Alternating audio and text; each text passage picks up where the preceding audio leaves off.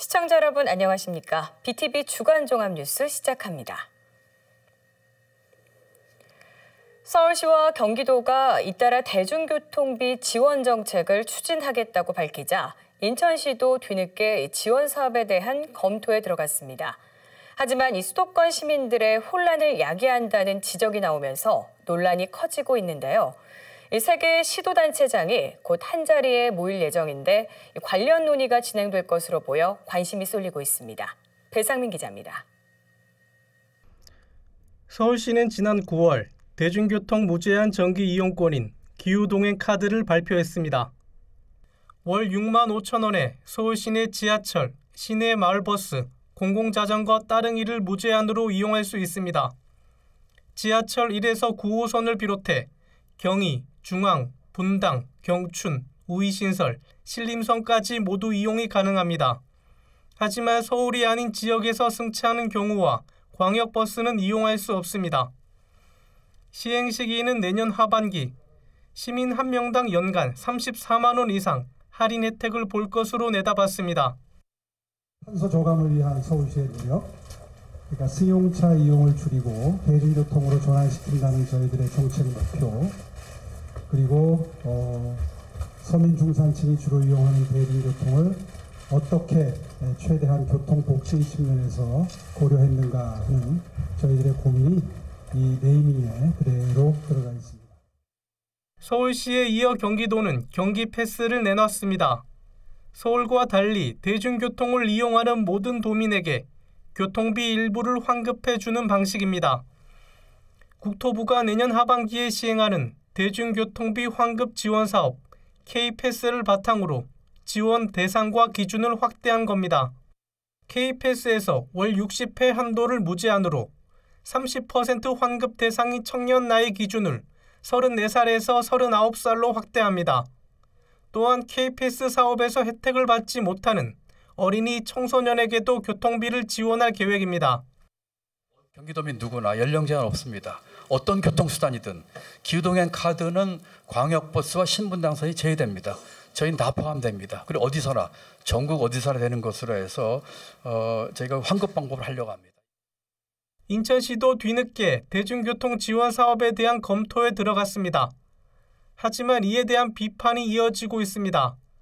하나의 생활권을 가진 수도권에서 각각 다른 정책이 추진되면 시민들의 혼란만 야기한다는 지적입니다. 논란이 커지고 있는 가운데 3개 시도가 이달 한자리에 모일 예정으로 관련 논의가 진행될지 관심이 쏠리고 있습니다. 지난 7월 수도권 3자 협의체 업무 협약을 맺은 지 3개월여 만에 지자체장들이 다시 만나는 자리입니다. 인천시 관계자는 11월 중 일정을 협의하고 있다면서 논의 안건은 아직 확정되지 않았다고 밝혔습니다. BTV 뉴스 배상민입니다. 산업부는 올 하반기 바이오 특화단지 공모를 진행할 예정입니다. 이 특화단지로 지정되면 기반시설 구축과 인허가 등 다양한 지원을 받게 되는데요. 인천시가 바이오 특화단지 유치에 총력을 기울이고 있습니다. 이미 글로벌 기업들이 입주한 송도와 영종, 남동산단을 연계해 바이오 메카 도시를 만들겠다는 구상입니다. 이정은 기자의 보도입니다. 바이오 중심 도시로 도약한 송도 국제도시. 삼성 바이오로직스와 셀트리온이 입주해 있고 SK 바이오사이언스와 롯데 바이오로직스 등 앵커 시설들이 속속 들어설 예정입니다. 특히 단일 도시 기준으로 세계 최대 규모의 바이오 의약품 생산 역량도 확보했습니다. 인천시가 바이오 특화단지 유치에 나선 이유입니다. 산업부는 올 하반기 바이오 국가첨단 전략산업 특화단지를 공모할 예정인데 인천시는 이를 위한 준비에 주력하고 있습니다. 인천은 이미 바이오 클러스터로 입지를 다졌고 국제공항과 항만을 갖춘 최적의 환경이라는 점을 내세우고 있습니다. 바이오 같은 경우는 어차피 이게 관련 법이 국가첨단 전략산업의 기술 경쟁력 강화 및 보호에 관한 특별조치법인데요. 이게 앵카 기업이 있어야 돼요. 그래서 앵카 기업이 산업부에서는 대기업, 국내 대기업 정도로 보는 거고, 근데 바이오 같은 경우는 송도에 4개의 대기업이 있기 때문에 우리는 저희 안정권이라고 해요. 많지만은 인천시 전략은 송도와 영종, 남동 산단을 연계한 바이오 트라이앵글 구축입니다. 송도는 바이오 의약품 생산과 인력 양성 거점으로, 영종은 바이오 산업단지, 남동 산단은 바이오 원부자재와 소재 부품 거점으로 육성하겠다는 계획입니다. 특화단지로 지정될 경우 R&D 인력 양성은 물론 인프라 구축, 인허가 처리 등 다양한 지원을 받게 됩니다. 인천시는 바이오 특화단지를 유치해 초격차 바이오 메카 도시를 만들겠다는 계획입니다. 경기도 고양시와 경북 안동, 충북 오송 등 여러 지자체들도 바이오 특화단지 유치에 도전장을 내민 상황. 산업부는 올 하반기 공모 절차를 시작해 내년 상반기에 특화단지를 지정할 것으로 보입니다. BTV 뉴스 이정윤입니다. 9월 2 공공주택지구 조성 사업이 본격적으로 추진됩니다. 이 국토부가 해당 지역의 지구 지정을 공식 승인한 건데요. 부지 면적만 축구장 310개에 달하는데 이곳에는 주택 16,000가구가 들어설 예정입니다. 보도에 김지영 기자입니다. 남동구 구월동 일대입니다. 수십 년간 그린벨트로 묶여 있어 대부분 과수원과 텃밭 등으로 이용하고 있습니다. 이 지역에 대규모 아파트 단지를 조성하는 9월 2 공공주택지구 사업이 본격적으로 추진됩니다. 국토부가 지구 지정을 공식 승인한 겁니다. 9월 2 공공주택지구는 남동구와 연수구, 미추홀구를 아우르는 대규모 개발 사업입니다. 전체 부지 면적은 약 220만 제곱미터로 축구장 310개 규모입니다. 주택 16,000가구가 들어설 예정입니다. 내년도에는 그러한 지구 계획을 수립하는 그런 일련의 절차들을 현재 진행할 예정이고요. 저희들이 지금 생각하는 계략적인 일정은 한 2026년부터는 본격적인 공사 착공을 해서 약 한 29년도까지 약 한 4년여 정도 공사를 거쳐서 이 사업지구를 좀 개발을 완료할 예정을 갖고 있습니다. 지구 지정 소식이 전해지면서 주민들 사이에선 기대와 우려가 교차하고 있습니다. 특히 수십 년간 해당 지역을 지켜온 주민들은 개발에 밀려 하루아침에 터전을 잃게 되는 건 아닌지 걱정스럽습니다. 여기 본토베이 같은 저 같은 경우에는 여기서 아버지 다 대대로 살았기 때문에 조금 묘지고 뭐고 다 지금 저기 해야 되는 거 아무것도 다 저기 하고 나가야 할 한국인데 조금 한편으로 아쉽죠. 9월 이지구 개발 예정 부지의 약 93%는 그린벨트입니다. 인천 도시공사는 9월 이지구 개발로 그린벨트 비율이 줄어드는 것을 고려해 전체 개발 토지의 약 30%를 공원과 녹지시설로 조성할 계획입니다. 또 인근 소래습지 생태공원 일대 훼손된 그린벨트 복구도 함께 추진한다는 계획입니다. BTV 뉴스 김지영입니다. 김포시가 2026년부터 사용하기 위한 소각장 건설을 추진하고 있는데요. 그 입지를 두고 검단 주민들이 강하게 반발하고 있습니다. 후보지 3곳이 모두 검단 주변인 수도권 매립지 근처이기 때문인데요. 김포시가 검단 주민을 대상으로 개최한 설명회도 파행됐습니다. 구혜희 기자가 취재했습니다. 검단 신도시 주민들이 평일 이른 오전부터 행정복지센터 강당을 가득 채웠습니다. 김포시가 추진하려고 하는 소각장 건립에 대한 설명회를 듣기 위해서입니다. 하지만 설명회는 시작부터 난항이었습니다. 문제는 소각장 입지. 김포시가 선정한 후보지는 양촌읍 파군리 일대 한 곳과 대곤면 대병리 일대 2곳입니다. 검단 근처에 위치해 있습니다. 자원 회수 시설도 거기다가 했는데 왜 이거는 반대합니까? 이거 괜찮습니다. 지하로 들어가면. 김포시가 정말 좋은 일은 김포시 하세요. 왜 검단의 기세에서 하시냐고. 특히 주민들이 우려하는 건 수송로입니다. 쓰레기 수송 차량들이 입지 후보지로 들어가기 위해선 검단을 거쳐야 하기 때문입니다. 어떤 노력은 있었나요? 이거를 꾸미시는 과정에서 도로에 대한 대책은 있으셨나요? 여기로 계속 그냥 있는 길 지나다니면 되지 이렇게 간단하게 생각하셨나요? 결정이 나면 그 부분에 대해서도 충분히 검토를 하겠습니다. 그리고 의견을 주시면 저희가 그 부분에 대해서 충분히 검토하겠습니다. 수도권 매립지 연장 문제도 풀리지 않은 상황에서 주변에 소각장 설치까지 추진되면서 반발은 더 커지고 있습니다. 아무리 좋고 깨끗한 시설이라도 그런 시설이 있음으로 인해서 피해봤던 30년 동안 그 피해봤던 그런 부분에 대해서 사람들의 마음의 문을 열지 못하는 부분이고.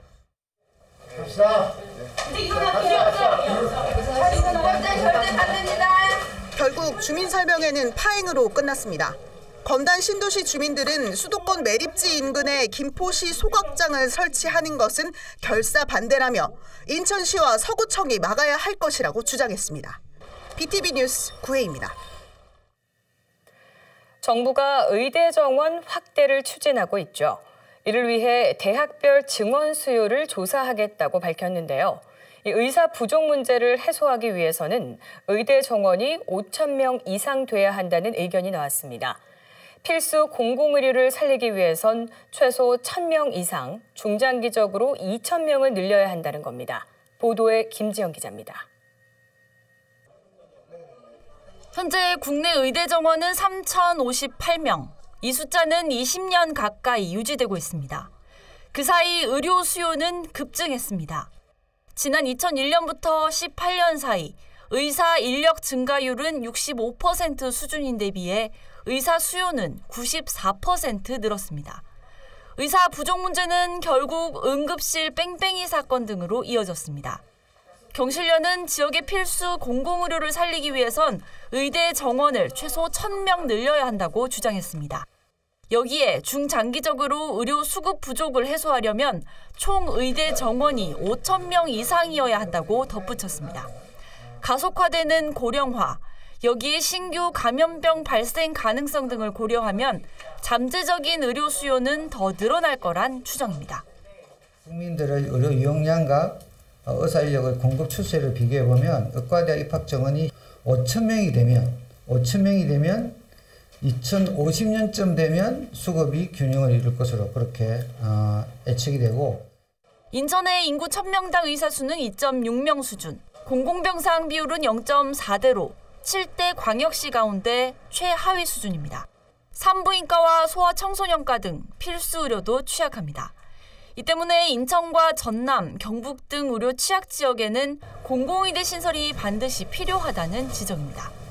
권역별로 공공의대 설립해서 약 600명 정도를 증원할 것을 주장합니다. 국공립의대에 의대가 없는 필수 의료 취약지를 대상으로 해서 수도권에도 지금 의사가 부족하므로 수도권에도 공공의대 설립이 필요해서. 한편 복지부는 26일 의대 정원 확대를 위해 대학별 증원 수요와 수요 역량을 조사하겠다고 밝혔습니다.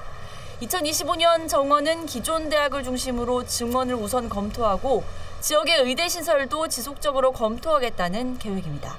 복지부는 서면 검토와 현장 점검 등을 마치고 내년 상반기 중 구체적인 확대 규모를 발표할 예정입니다. BTV 뉴스 김지영입니다.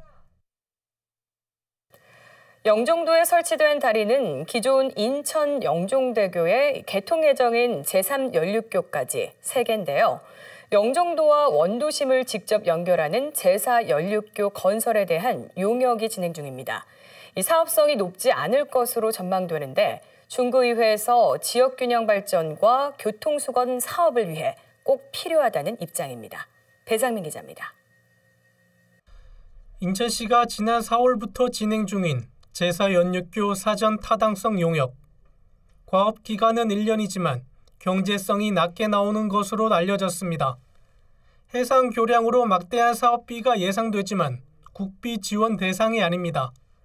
게다가 개통 예정인 제3연륙교까지 포함하면 영종도에만 3개의 다리가 있어 당장 추진이 어려울 것으로 인천시는 내다봤습니다. 중구의회는 그럼에도 불구하고 제4연륙교 필요성을 강조했습니다. 영종도와 원도심을 연결하면 지역경제 활성화는 물론 교통수건사업 해결에 도움이 된다는 설명입니다. 제4연륙교는 침체된 인천 내안과 영종도를 연결함으로써 지역경제 활성화와 균형 발전이 기대됩니다. 이는 인천시가 추진 중인 제물포 르네상스와 맞닿아 있습니다. 대사 연료구 성공적 추진은 제2공항철도 및 인천발 고속철도의 원활한 사업 추진과 맞물려 있습니다. 내양 18부두 개방도 도마 위에 올랐습니다.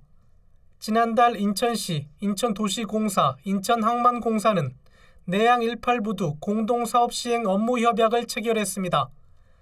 IPA가 단독으로 추진하던 내양 18부두 재개발 사업을 인천시를 통해 인천도시공사가 공동사업 시행하기로 한 겁니다. 얼마 전에 내양 18부두 개방 기념 축하 행사까지 열었습니다. 하지만 아직도 개방된 곳은 8부두 일부에 불과합니다. 시민들이 체감할 수 있도록 내양 재개발 사업이 보다 속도를 내야 한다고 주문합니다. 수년째 8부도 위주로만 진행되고 있으며 1부도의 추진사항은 전무한 상태나 다름없습니다. 항만 주변의 대대적인 개발을 통해 원도심이 다시 활력을 얻을 수 있도록 노력해야 할 것입니다. BTV 뉴스 배상민입니다.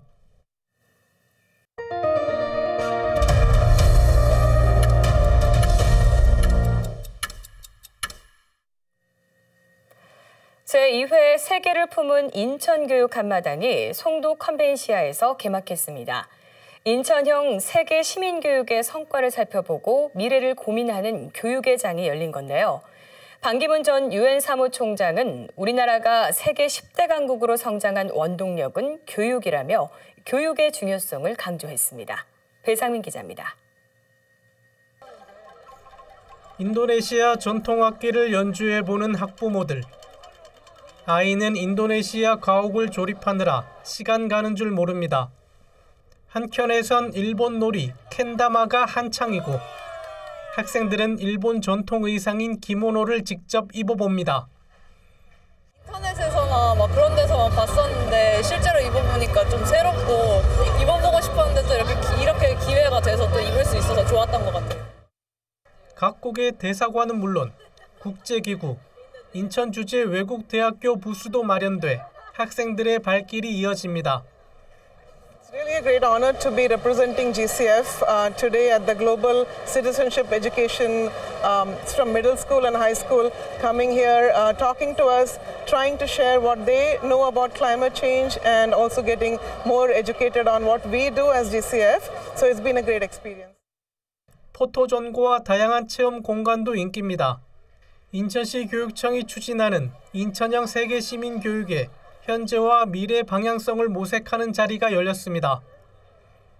난전평화교육원을 만들고 그 속에서 평화와 공존의 가치가 세계 시민교육으로 나아갈 수 있도록 우리나라가 앞장서야 되지 않을까. 반기문 전 유엔 사무총장은 세계 10대 강국으로 성장한 대한민국을 잇게 한 원동력은 교육이라며 세계 시민의 일원이 될 것을 당부했습니다. 나는 행복하다. 이런 긍정적인 사고방식을 가지고 세계를 위해서 내가 뭐를 할 수 있을까.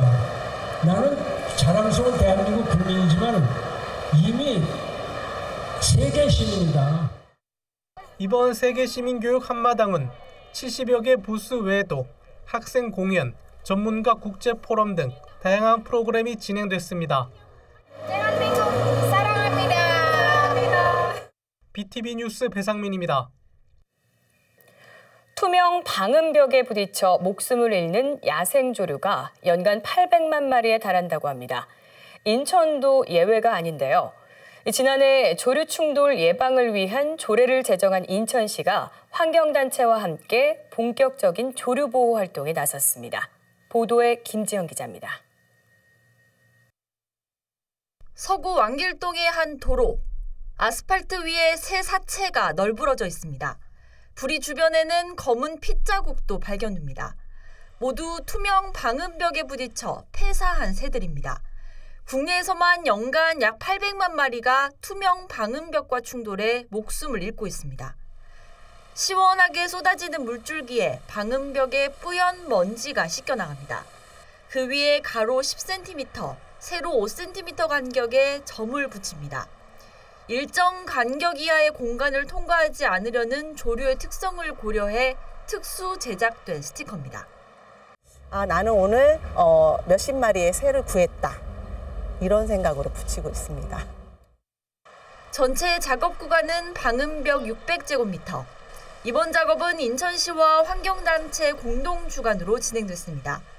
지난해 조류 충돌 예방 조례를 제정한 인천시는 이번을 계기로 지속적인 조류 저감 정책을 추진해 나갈 계획입니다. 내년엔 조류 충돌 방지를 위한 첫 예산도 편성할 예정입니다. 일단은 내년도 예산을 반영을 하려고 노력하고 있고요. 그래서 일단은 시에서 관리하고 있는 방음벽에 주변에 산이 있거나 하천이 있는 곳을 위주로 내년도 예산을 반영해서 사업을 시행하도록 하겠습니다. 새충돌이 일어난 현장을 모니터링을 확대하는 게 가장 필요합니다. 그래야 실제로 어디서 많이 이런 일들이 발생하는지 알아야 그곳에 예산이 마련되더라도 효율적으로 예산을 쓸 수 있기 때문입니다. 인간이 만든 구조물에 목숨을 잃는 야생 조류들. 행정을 비롯한 지역사회 전체의 관심이 소중한 자연 생명을 지킬 수 있습니다. BTV 뉴스 김지영입니다. 인천 갯벌은 전국에서 두 번째로 넓습니다. 그만큼 보전 가치가 높아 세계유산으로 등재하는 방안이 추진되고 있습니다. 하지만 일부 주민들이 반발하고 있고 이 지자체들도 등재 추진에 소극적인 입장을 보이고 있는데요. 관련 토론회에서는 주민 공감대와 기초단체 참여를 높여야 한다는 지적이 나왔습니다. 이정은 기자의 보도입니다. 섬이 많은 인천 연안을 따라 발달한 갯벌. 인천 갯벌 면적은 728.3제곱킬로미터에 달해 전국 갯벌의 29%를 차지합니다. 하지만 인천 갯벌은 지난 2021년 세계 자연유산 등재에 포함되지 않았습니다. 서천과 고창, 신안 등 4곳이 등재된 건데 유네스코는 당시 갯벌구역 확장을 주문했습니다. 2024년까지 갯벌구역 확대 신청서를 제출해야 하는데 인천 갯벌이 등재 대상으로 거론되고 있습니다. 세계유산을 지정한다는 건 우리가 가지고 있는 금수강산의 한 영토에서 전 세계 최고임의 최고를 인정받으면서 우리한테 후손에게 물려줄 수 있는 그런 자긍심을 가지는 게 가장 중요하지 않을까 생각이 돼요. 우리가 인천은 이제 도시이기 때문에 도시 주변에 갯벌이 있다라는 게 가장 큰 어떻게 보면 장점이면서 단점이거든요. 그럼 이 갯벌을 우리가 잘 브랜드화 시키게 되면은 인천 지역 자체가 생태 도시로 거듭날 수 있다라는 겁니다. 인천시도 세계 자연유산 등재를 추진하기 위해 관련 용역을 진행 중이지만 문제는 주민 수용성입니다. 일부 주민들이 재산권 피해와 조업 활동 제약을 우려하며 등재를 반대하고 있기 때문입니다. 특히 지자체들도 등재 추진에 소극적인 입장입니다. 갯벌이 많이 분포한 지역은 중구와 연수구, 강화군. 하지만 인천시가 최근까지 갯벌 2단계 등재 사업 참여 여부를 파악한 결과 참여 의사를 밝힌 지자체는 단 한 곳도 없습니다. 2단계 등재 추진을 위한 방안이 시급하다는 지적입니다. 인천시가 기초지자체하고 중앙정부 그리고 시민협력단 같은 민간과의 지속적 논의의 장을 만들어서 이것이 지속적으로 논의가 되면서 분위기가 무르익을 수 있는 그러한 방안을 좀 마련해 주실 것을 함께 요청드리겠습니다. 인천시는 주민 수용성과 지자체 참여율을 높이기 위해 다양한 방안을 검토 중이라고 밝혔습니다. 다양한 생태계 보고인 인천 갯벌. 전문가들은 전 세계적으로 보전 가치가 높은 만큼 세계유산 등재 추진이 반드시 필요하다고 강조했습니다. BTV 뉴스 이정윤입니다. 이번 주 준비한 소식은 여기까지입니다. 이상으로 BTV 주간 종합 뉴스를 마칩니다. 편안한 주말 보내시길 바랍니다.